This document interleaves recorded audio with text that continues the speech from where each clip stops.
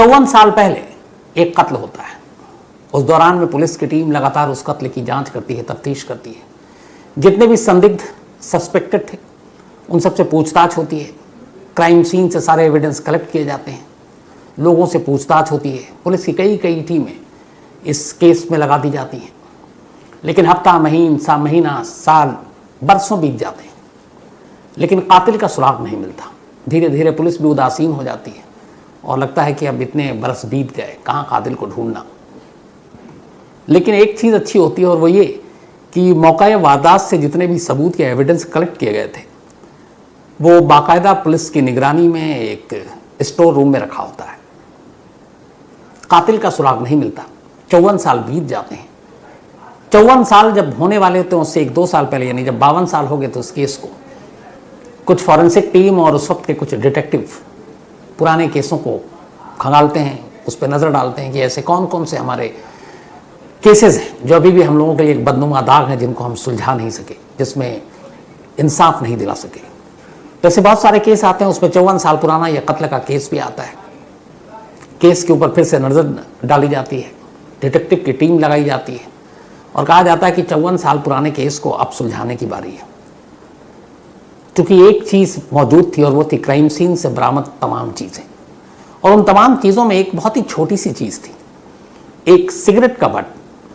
Cigarette पीने के बाद किसी ने फेंका था और वो लाश के पास से बरामद हुई थी। तो वो भी था। कहा गया कि चलो दोबारा जांच करते हैं, और दोबारा जांच शुरू हुई। और अभी 2 दिन पहले, यानी कि आज 23 है, 21 फरवरी की बात है।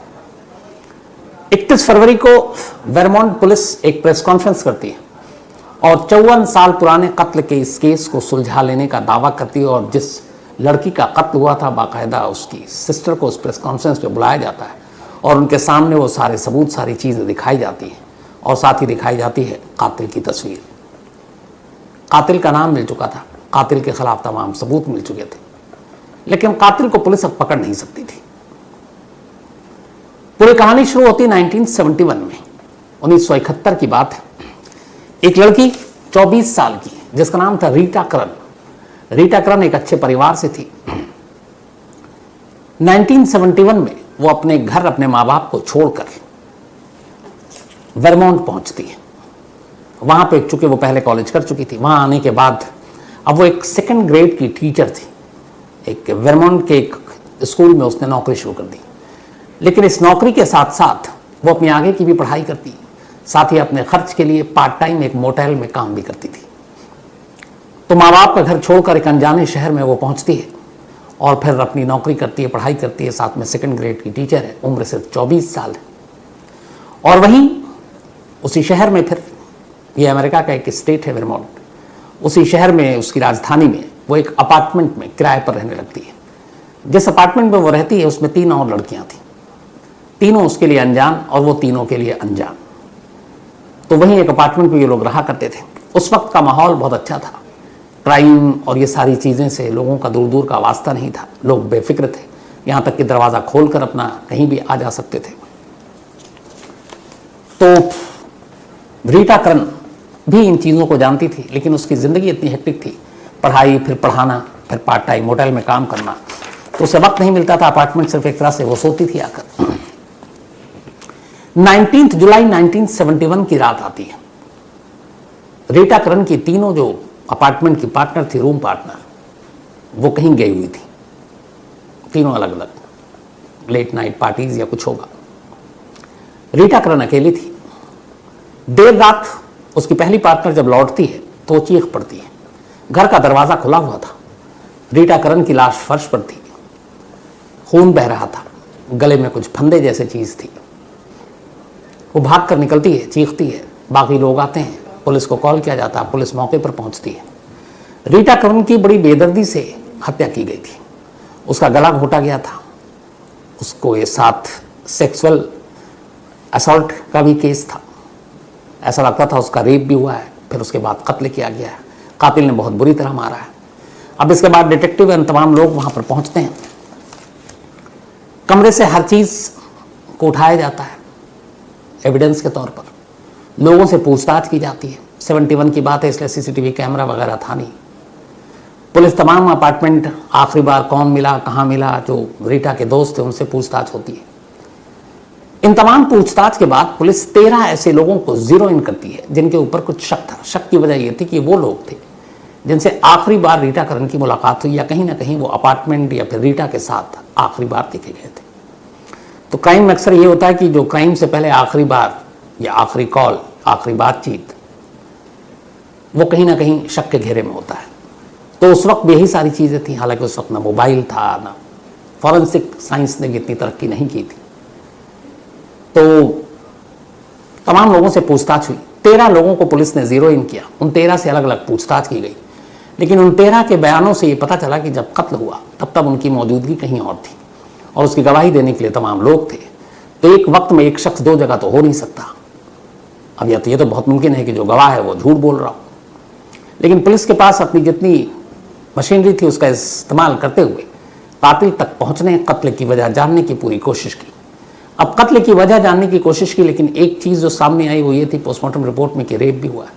तो इसका मतलब है कि मोटिव रेप ही हो, लेकिन रेप जिसने किया वो कोई जानकार हो। तो पुलिस इस तरीके से इस केस को सुलझाने की कोशिश करती रही। तमाम सबूत उठा चुकी थी। वहीं लाश के पास एक सिगरेट का बट पड़ा मिला था। अब पता चला कि रीटा सिगरेट नहीं पीती। यह भी पता चला कि उसके कमरे में जो 3 लड़कियां रहती हैं और उनमें से कोई भी स्मोक नहीं करता। तो पुलिस को लगा कि यह सिगरेट का बट जो है ये कातिल का हो सकता है।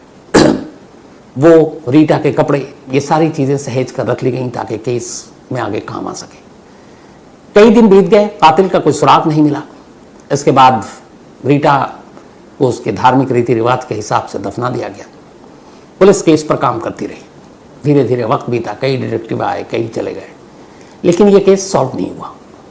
और उस वक्त इस केस का जो खौफ था ये हुआ कि इस शहर में जहाँ पे रीटा रहा करती थी, लोग बड़े बेखौफ रहते थे। दरवाज़ा अमूमन खोल कर आते और जाते थे, क्योंकि इस तरह के क्राइम होते नहीं थे। लेकिन रीटा के इस खौफनाक कत्ल और रेप के केस ने लोगों को डरा दिया, और बदलाव ये आया कि लोग अब डरने लगे। अपने दरवाजे को न सिर्फ बंद करते, कई बार जांचते, चेक करते कि वो बंद है कि नहीं। तो शहर में एक दहशत का माहौल एक कत्ल ने पैदा कर दिया था। पुलिस के ऊपर जिम्मेदारी थी कि वो कातिल को पकड़े ताकि लोगों के दिलों से खौफ दूर कर सके, लेकिन तमाम कोशिशों के बावजूद कातिल हाथ नहीं आ रहा था। एक एक करके जितने सस्पेक्ट थे वो भी पुलिस उनको क्लीन चिट देती गई। साल बीतता गया, 71, 72, 73, करीब 50 साल बीत गए। 50 सालों में रीटा मर्डर केस को पुलिस सुलझा नहीं पाई। 50 साल के बाद 2018 में एक मीटिंग हुई। डिटेक्टिव और तमाम लोग बैठे हुए थे। उन्होंने कहा कि इस शहर के कुछ पुराने केस पर नजर डाली जाए। और अमेरिका में अक्सर ये होता है कि जो भी ओल्ड केसेस होता है उन सब की बीच में एक रिव्यू मीटिंग होती है कि इसमें कोई अपडेट है, इसमें कोई जानकारी है, कहीं से कोई मदद मिली, तो उसमें अगर कुछ होता है तो फिर वो केस को आगे करते थे। तो 2018 में इसी तरीके से एक रिव्यू मीटिंग में रीटा का केस वहाँ के डिटेक्टिव के सामने आया, वेरमोंट में। अब जब रीटा करण का केस सामने आया तो फिर पता चला कि इसमें अब तक कुछ हुआ नहीं है, जांच में कोई प्रगति नहीं है। जितने सस्पेक्ट थे वो सब छूट चुके हैं, और लगभग अब 49-50 साल हो गए थे जब इसके दोबारा इन्होंने रिव्यू किया। रिव्यू करने के बाद डिटेक्टिव ने कहा कि इस केस से जुड़े हुए फाइल जब पढ़ी तो पता चला इस केस से जुड़े हुए बहुत सारे सबूत जो हैं वो आज भी एक स्टोरेज में रखा हुआ है, और ऐसे केसेस के को तमाम प्रॉपर्टी को संभाल कर रखा जाता था। तो तय हुआ कि ठीक है, इस केस को दोबारा रीओपन करते हैं और चलते हैं, जो जो इस पेपर में लिखा हुआ है, क्या क्या चीज़ें रखी हुई हैं, उनको एक बार और देखते हैं, शायद कुछ मदद मिले। डिटेक्टिव की टीम पहुंचती है स्टोरेज में, सारी चीज़ों को देखती है। उसमें रीटा करी के कपड़े, बाकी सारी चीज़ों के साथ वो सिगरेट का बट भी है। अब 2018 है, ये साइंस तरक्की कर चुका है, डीएनए अब बहुत ज़्यादा हाईफाई हो चुका है, उस जमाने में इतना नहीं था। तो पुलिस की टीम कहती है कि इसको दोबारा आ चुके हैं, डेटा बैंक में बहुत सारे डीएनए के सैंपल हैं। अमेरिका में यह आम बात है, अब बहुत सारे देशों में है। तो ये हुआ कि इन चीज़ों को निकालते हैं। सिगरेट का बट, सबसे इजी काम यह था कि उसके जरिए आप डीएनए को पकड़ सकते थे।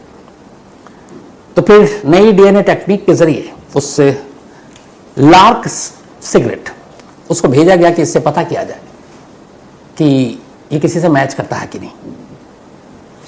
अच्छा, ये सारी चीजें चल रही थी, थोड़ा थोड़ा वक्त लगा। उस सिगरेट का जब वो किया गया तो उसके डीएनए जो है मैच किया एक मेल से। अब जब मैच किया मेल से तो फिर हुआ कि ये मेल है और उसका एक डीएनए है, लेकिन फिर उसको न्यूयॉर्क सिटी में तो भेजा गया उसको। उसके बाद कहा गया कि चलो इस मेल के डेटा से निकाला जाए डीएनए के।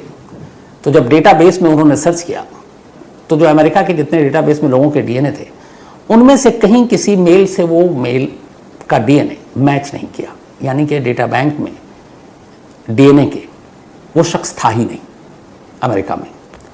तो अब ये बड़ी अजीब बात थी कि एक शख्स का मैच कर रहा है, लेकिन जो सारे लोगों के डीएनए के सैंपल जहां पे हैं उस बैंक में उस शख्स का है ही नहीं। अब इसके बाद भी कोशिश जारी रही फॉरेंसिक टीम के जरिए। 2022 आ गया, 18 में ये खुला था। 2022 आने के बाद उसमें बहुत सारी चीजें करती रही पुलिस चुपचाप खामोशी से, फॉरेंसिक एक्सपर्ट्स की मदद से। 2022 में ये हुआ कि अचानक कि अब इस खाली सिगरेट के बट से चलो इतना तो पता चला एक मेल है, आगे की जानकारी कैसे मिले क्योंकि डेटा बैंक में मिल नहीं रहा। तो जिस वक्त ये कत्ल हुआ था रीटा का, उसने जो कपड़े पहन रखे थे वो कपड़े भी स्टोरेज में रखे हुए थे एक एविडेंस के तौर पर।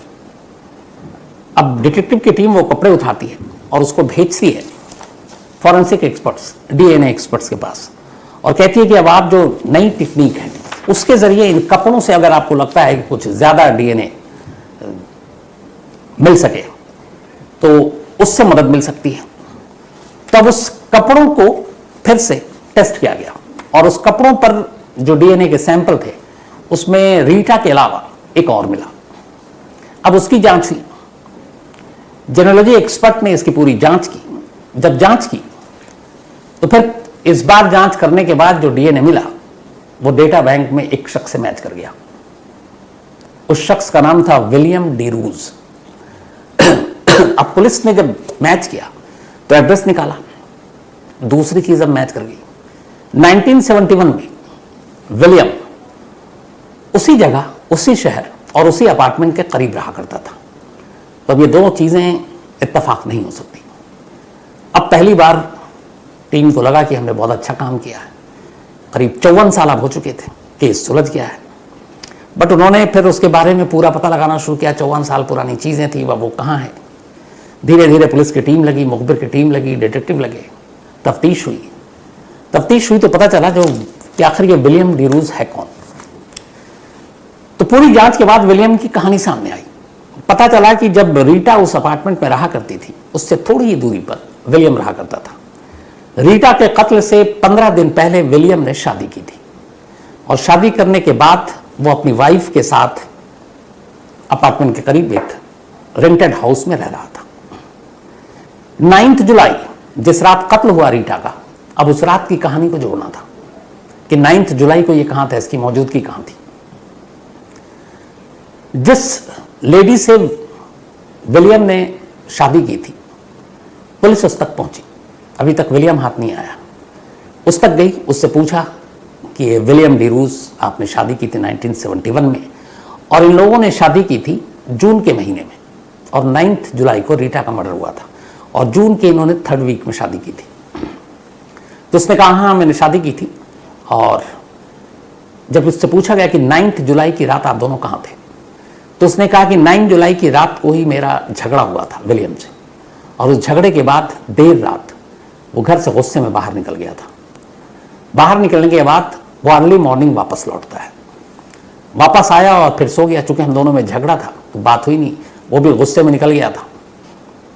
फिर उसने सुबह मुझसे कहा कि अगर अच्छा ये पहले थोड़ा सा क्रिमिनल बैकग्राउंड रहा, कई बार उसको पुलिस ढूंढ चुकी थी कुछ मारपीट और इन सारी चीज़ों में। एक बार किसी को चाकू घोंप दिया था एक लेडी को।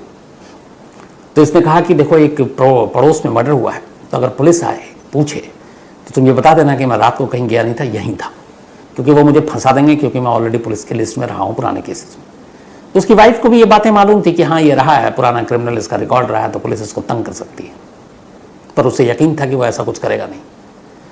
तो उसने ये बात उसे बताई। उसके बाद क्या हुआ कि इस कत्ल के जुलाई के आखिर में दोनों अलग हो गए। विलियम अलग हो गया, उसने अपनी वाइफ को छोड़ दिया और विलियम वहां से थाईलैंड चला गया। थाईलैंड जब चला गया तो पता चला इधर विलियम की वाइफ ने दूसरी शादी कर ली। तो पुलिस ने उसका थाईलैंड से कुंडली निकालना शुरू किया तो पता चला कि हाँ वो थाईलैंड पहुंचा था। थाईलैंड जाने के बाद वो वहां मॉन्क बन गया और वहीं रहने लगा। बीच में एक बार 1974 में वो यूएस दोबारा लौटा था, जब शुरुआत में गया मॉन्क बनने से पहले, और तब पता चला कि उसकी एक दूसरी बीवी भी थी जो यूएस में ही रहती थी, तो वो उससे मिलने के लिए आया और वापस चला गया थाईलैंड और फिर वहीं मॉन्क बनकर रहने लगा। पुलिस को अब लगा कि चलो विलियम तक पहुंचेंगे, विलियम के गिरबान पर हाथ है, 54 साल पुराना केस सॉल्व करेंगे। लेकिन तब भी एक बड़ी और बुरी खबर और सामने आई और पता चला कि 1986 में ड्रग्स के ओवरडोज की वजह से विलियम डी रूस की मौत हो चुकी है, यानी कि रीटा के कत्ल के ठीक 15 साल के बाद, 15 साल के बाद उसकी मौत हो चुकी थी 86 में। और रीटा के कत्ल के 54 साल के बाद डीएनए की नई टेक्नोलॉजी की वजह से, एक पहले सिगरेट के बट ने एक सबूत दिया कि एक मेल का डीएनए बताया, देन रीटा के पहने कपड़ों ने दूसरा सुराग दिया और उस डेटाबेस की वजह से डीएनए मिला और डीएनए विलियम से मिला। तो वहाँ तक पुलिस पहुँची, वाइफ तक पहुँची। लेकिन इन सारी चीज़ों के बावजूद जो कातिल था रीटा का, उसे कानून सज़ा देता, शायद उससे पहले ऊपर वाले ने उसे सज़ा दे दी। लेकिन फिर भी चूंकि रीटा के घर वाले ये जानना चाहते थे कि आखिर उसकी बेटी के साथ ऐसा किसने किया, वो कौन कातिल है, कौन रेपिस्ट है, ताकि सुकून मिले उन्हें इस जवाब का। कई बार ये सवाल बड़े बेचैन करते हैं अगर किसी के साथ क्राइम हो कि किसने किया, क्या किया, तो अगर जवाब नहीं मिलता है तो आदमी ज़्यादा बेचैन और परेशान रहता है। लेकिन 54 साल बाद ही सही, वेरोन पुलिस ने रीटा की सिस्टर को बुलाया और परसों 2 दिन पहले एक प्रेस कॉन्फ्रेंस की, और उस प्रेस कॉन्फ्रेंस में विलियम की भी तस्वीर दिखाई गई, पूरी कहानी बताई गई। जो फॉरेंसिक की टीम थी, जो डॉक्टर थे जिनकी अगुवाई में ये केस सॉल्व हुआ, वो लोग भी वहाँ मौजूद थे और फिर पूरी डिटेल में बताया गया कि 54 ईयर ओल्ड मर्डर केस को किस तरीके से उन्होंने सुलझा लिया है। और इस तरह अब ये केस क्लोज हो गया। क्लोज होना भी था, क्योंकि जिसका कत्ल हुआ वो तो इस दुनिया में है नहीं, जिसने कत्ल किया वो भी इस दुनिया में नहीं, तीसरा कोई अक्यूज था नहीं। तो इसीलिए इस केस को 54 साल के बाद सुलझाने के साथ ही फौरन क्लोज भी कर दिया गया।